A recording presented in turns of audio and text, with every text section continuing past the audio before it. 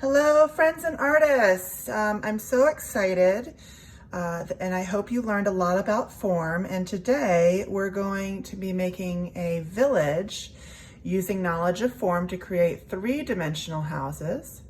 We also might have some 2D houses in there, but we're going to make a cute little village inspired by the fabulous art of Carla Gerard and Edith Lake Wilkinson.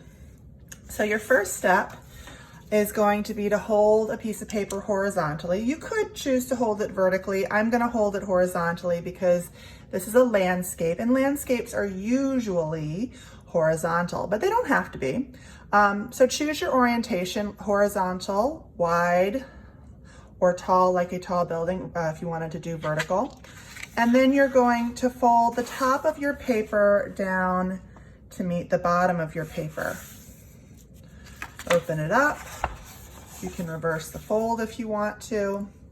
We're going to be drawing all of our buildings below this folded line. This is later going to be our horizon line, and we'll draw in the line later to show where the sky comes down to meet the ground.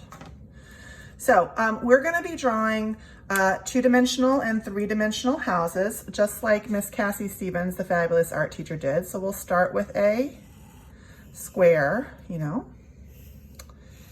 throw a little triangle on top, just like we've always done to make houses. Now, the interesting part is when we go ahead and we add these diagonal lines in to, I think I'll have mine going right off the page here, to make the house look three-dimensional. And like she says, it takes a little practice.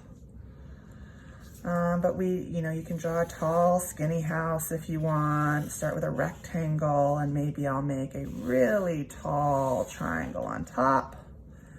And maybe I'll have it go back the other way, so diagonal lines from the top, from the middle, from the edge. I forgot to say, you could use a pencil for this, or a crayon, or a waterproof marker if your parents let you do that at home. We do it in the art room, but we've got some good rules going on there. And I'm just gonna keep drawing my little home. Some of them might be two-dimensional. See, so maybe I make one. Everything's below my folded line though. Maybe I make one that's just gonna be 2D, flat looking instead of a solid. And they might be little ones or big ones. It might go behind a house over here. Doesn't matter where you choose to draw it or which direction it goes. It's going to be kind of a quirky little quaint village. But you're going to keep drawing these homes. And maybe I want a little dog house down here somewhere. Maybe it's three-dimensional too. Maybe that's where the dog lives. Over here, maybe I have one going off the edge of the paper. And it's more three-dimensional. I do want to keep it below my horizon line. I think I can fit another one in here below my horizon line.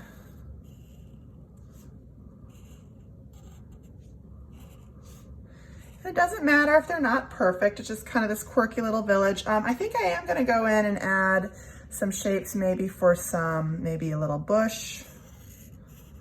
So I'm just kind of doing little bushes. Maybe there's a little evergreen tree here. Maybe there's an evergreen tree here, a triangle. Okay. After you get your village the way you like it, maybe you have some 3D and some 2D houses in there. Any place where you can still see that fold, go ahead and marker or crayon or pencil over top of it. I just had a few places, and that creates your sky and your land. All right, I hope you enjoyed this. Happy drawing, friends. Don't worry if it's not perfect, it's still art.